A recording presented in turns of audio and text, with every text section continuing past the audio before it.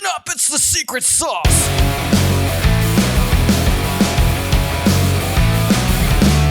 And awesome. Secret sauce is, hey, give us laundromat owners, people who own laundromats right now, or pick up and delivery businesses. Your call. You've done it all. Give us something that we could implement into our businesses, maybe that you see working well in your business, or that has worked well in the past that would help us improve our businesses. Secret sauce. I've got two things. One is social media, we talked about earlier. Yeah, I would look at all the platforms and figure out of those platforms one or two that you feel your target audience is on and that you're comfortable utilizing, and go hardcore with that platform or those two platforms. And, I'm not saying you got to post every day or 3, 4, 5 times. Figure out a schedule that's good for you and consistently do it. Mm-hmm. And show who you are in your business. And when I say who you are, you don't have to be like, you're like, oh, Waleed, I don't want to be like these influencers and posting videos of myself and stories and all that about what I do during the day. When I say who you are, I'm talking about who your business is. Mm-hmm. And this is true for a lot of businesses, but laundromats, even more. We are way behind the curve when it comes to technology and branding. Like Ariana she's doing a freaking awesome job with the whole, like that lingerie thing. Like I got to put my pinky up every time I say it. Like I got to put 2 up because she's got 2 stores. She like, we're so behind the curve on that. And when I say you on the social platforms, that you need to personalize your business so people can connect with it more. Like they can see like who's folding their clothes. Like legitimately, like who's folding my underwears. Like I want to know what's like, right. Yeah. Like people, you'd be surprised how many people can, like, you're a local business in the community. People know you. You're a fabric of the community. You're a piece of it. Like get more connected. You mentioned earlier, you love being in the store. And I so miss that, being in the store, like connecting people, doing the washing. They coming in, doing their own laundry, and they're in there for a couple of hours. You get to talk to them. You hear the stories about their kids, or I've seen their kids grow up. They've watched me grow up. And I miss that part of it. But you can have that you can have a similar connection online. Like they see in the photos behind the scenes of what goes on at the laundromat. They get to see like your process of how you fold the clothes. Like make some short videos of like, why is your process so different than everybody else's? Like, let's be clear, the laundromat industry, it ain't no secret sauce. It ain't no science to this, and no pun intended to the secret sauce segment here. But we're all doing the same thing. We're taking cold water, hot water, some soap, and some other agents, and we're putting them in a machine with some clothes to get them clean. It ain't that complicated, ladies and gentlemen. It just really ain't. I'm sorry to break this to you. Way to ruin the secret sauce. Jeez. I'm sorry. But using the social media to connect with them, to make your brand more personable, move it away from being a brand and give the business a persona so people can interact with it and relate with it. And like something simple is when people DM you or send you a message through Google My Business, they send you a message, and instead of you saying, we can, how about you just say, I can?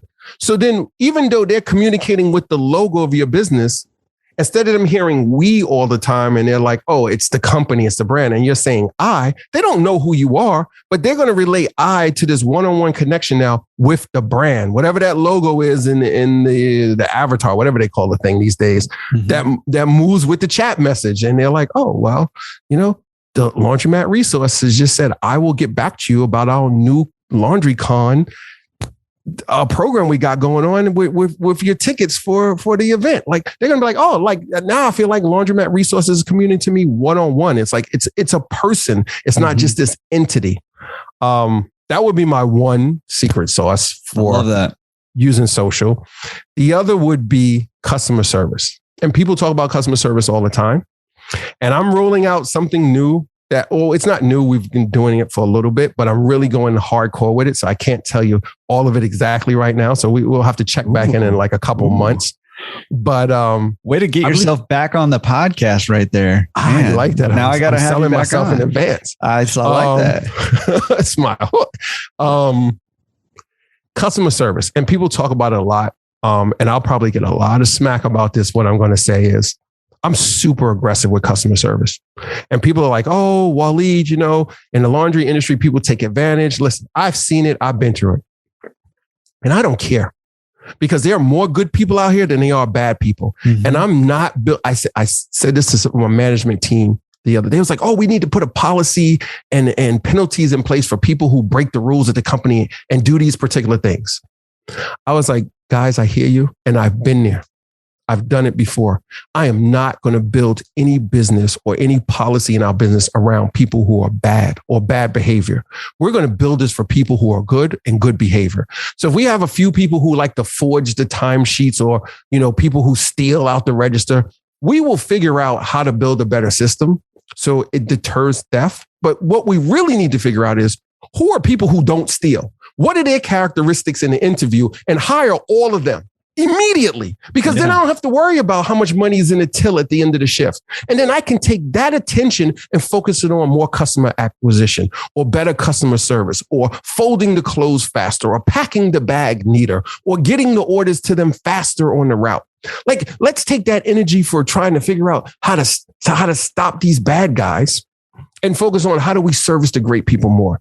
So with customer service, we know in laundry, as anywhere, they're bad clients. And they're clients that will tell you, oh, this was in my order, and it really wasn't there. Whether they do it on purpose or they didn't realize it's in the back of their closet, but they swore this $100 blouse or sweatshirt or hoodie or shorts or what favorite pair of socks was in that laundry order, and we lost them. Jordan, I settle as fast as I can and to get it over with. And I'm going to catch mad flack about this in your comments. I know I am, but I don't care. I really don't, because the sooner I get that off my plate, it frees me up to focus on I had an order the other day. The customer said something was still damp. It wasn't dried all the way. I don't know if it's true or not. And I don't think the customer's lying. They had a comforter. So maybe the team member didn't turn it and fluff it enough through our normal procedure. And maybe some of the feathers were still damp in it. And I don't even know if it was a down comforter, but let's just assume it was a down, because those things are hard as hell to dry sometimes. Mm-hmm. And maybe it was still damp. The customer called the manager and sent a message through, our web portal. And I told the manager's like, what do we, and we have a set procedure in the store. I was like, if they say this is an issue or they complain about any one of these things, this is what you do immediately. It doesn't even have to go past the manager and the customer is waiting a couple of days for me to get back to them, or they have to pull rank on the manager. I want to speak to the owner. Like, I don't want any of that. I want it eliminated from the beginning. I want my team members in the store to be totally empowered with fixing it. And I'm sure we've all had experiences like at hotels, or you go to a resort or a restaurant, and the person that you're dealing with right there says, no problem, sir, ma'am. This is what I'm going to do to correct that for you. I think it's the Hilton hotels, if I'm not mistaken, or maybe the Marriott, but I want to say it's Hilton. Mm-hmm. And I read in about them that I think it's the desk managers or whoever is right there in the front when you check in. And it might be each team member. They have up to, I think, a $2,000 budget that they can spend on your experience at the hotel. So if you come, and it doesn't have to be anything bad. You come in and you happen to mention to them like, oh, I'm here with my wife and it's our anniversary tomorrow. And the person in the front desk is like, anniversary, makes a note of it. And then tomorrow you get flowers and you get champagne and you get a compliment. And they happen to hear you mention steak when you were having lunch or something, and they have a steak dinner delivered to your room, or when you show up to the restaurant that night at the hotel and you're totally blown away. And there's a handwritten card or a note that just says, this is on us. Happy, and I would say happy birthday, happy anniversary, Mr. and Mrs. Barry. Right. And you're totally blown away. That's what I'm talking about with customer service, not just when stuff goes wrong, but when stuff is still going right. And secretly, I kind of love when my team screws up, because I get to we get to shine on making it up to them. And I hope they're not listening, because I don't want my team to screw anything up. They're like, oh, Waleed loves when we screw up. Right? Let's make his day and mess everything up. Let's just screw all these orders up, and he gets to make it up to all these people. But when I say customer service, when stuff goes wrong, the faster we respond to it, I think I know the better we are as businesses. Because think about when you go somewhere and something gets screwed up, all you want is some attention and a freaking resolution. That's all you want. But when it gets dragged on, they're like, well, I got to call this person. I got to call a manager, or I got to escalate it to another. You start getting frustrated, whether it's external or internal. You get somewhat annoyed. And then you start thinking in your head, I spent all this money over this time period. And this is how, well, we all think it one form or another. Some of us are just worse than others. I don't want it to get there. Customer's thing wasn't, the manager right away. I said, how much was our order? This is a $70 order, right?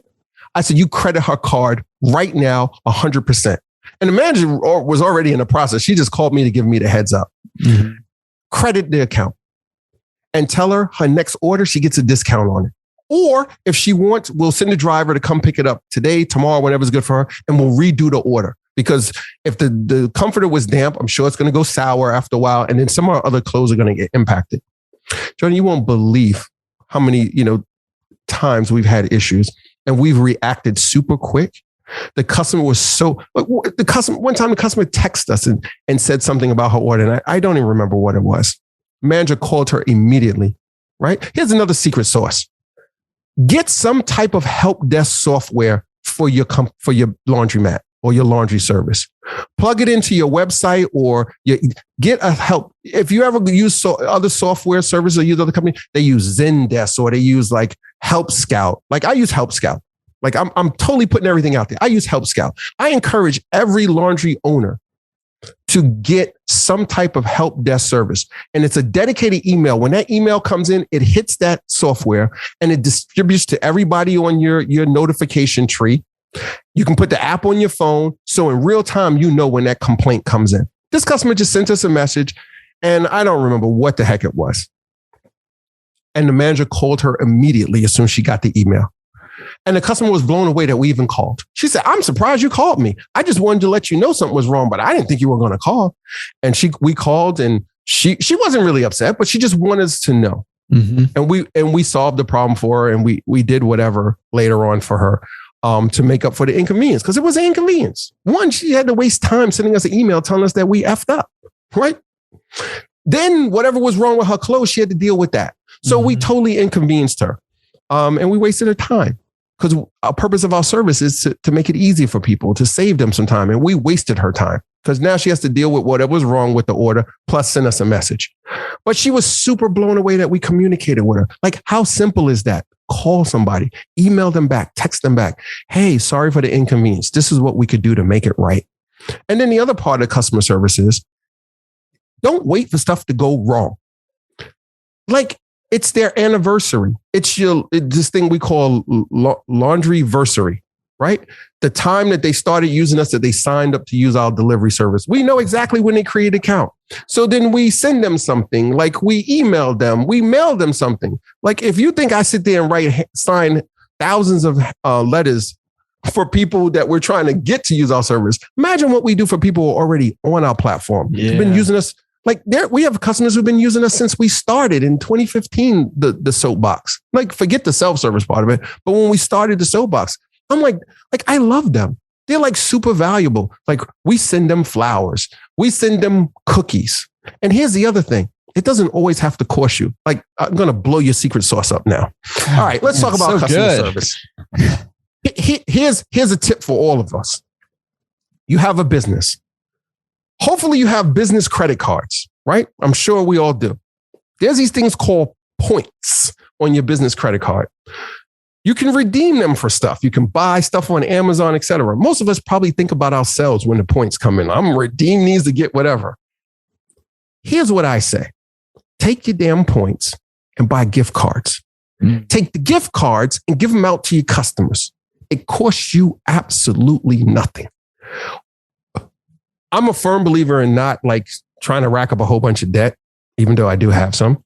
And it just seems to I can never get rid of it, but it just keeps coming back to more and more we do. But, whatever. It's how you manage it. But I typically, a lot of our stuff, we'll use debit cards for it, or we pay cash just to get it out the way so it's not looming over our head later on. And it helps us manage the books better because we know exactly what's going out and what's coming in. But, I'd say, within the past, 6 months, give or take, I switched up the model a little bit for certain things.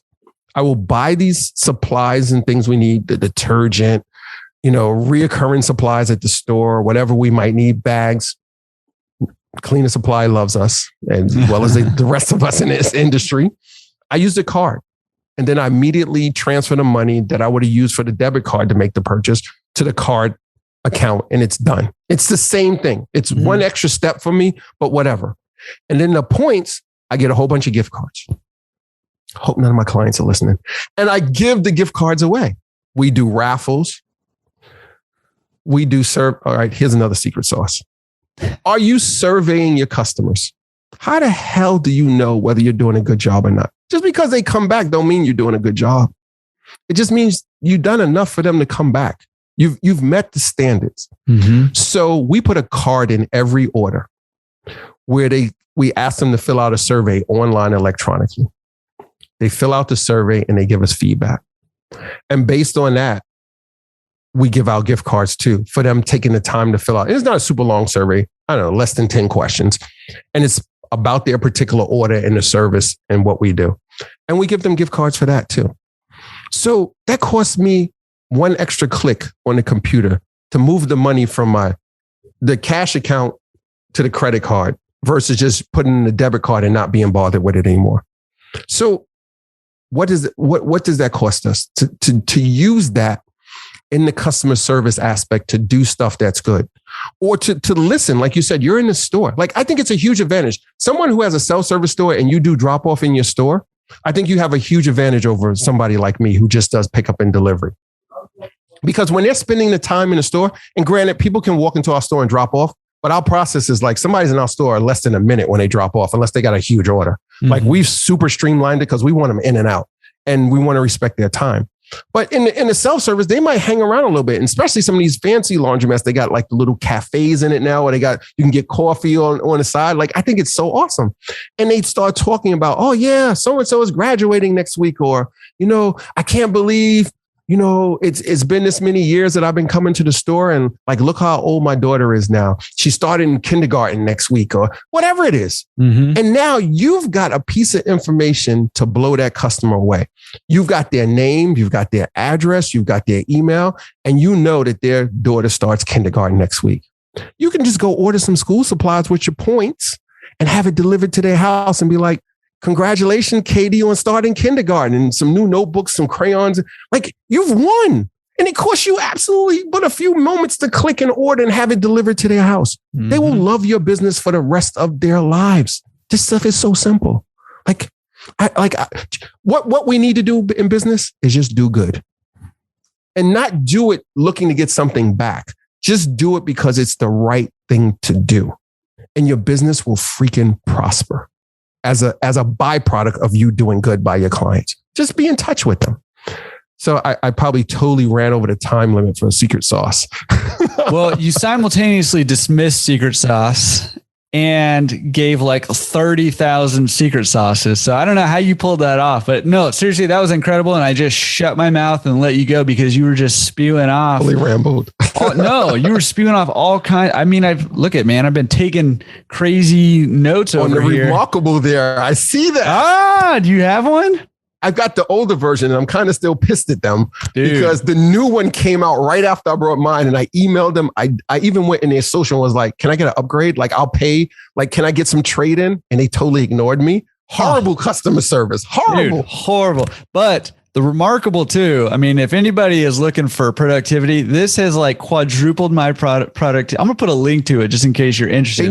They need to give you some kind of sponsorship. I know they need to sponsor the show. It's awesome though. Anyways, I've been taking crazy notes over here. I've been writing down, like, I have a quote section that normally I write down like 1 or 2 quotes, and you have like 7 quotes. One of the things I loved, I just wrote down this phrase, is aggressive customer service. And I mean, I love that phrase because it just, the things that you were saying are the things that make successful businesses successful, right? Thinking about customers on a whole nother level, right? Like when I got into this business, I was not thinking about any of those things whatsoever. I was just trying to figure out what the heck was going on with life and business and all that stuff. But me too. I mean, but thinking, even you say it like it's simple, like, oh, Katie's starting kindergarten. Let's buy her some crayons and send it over there. We have her address.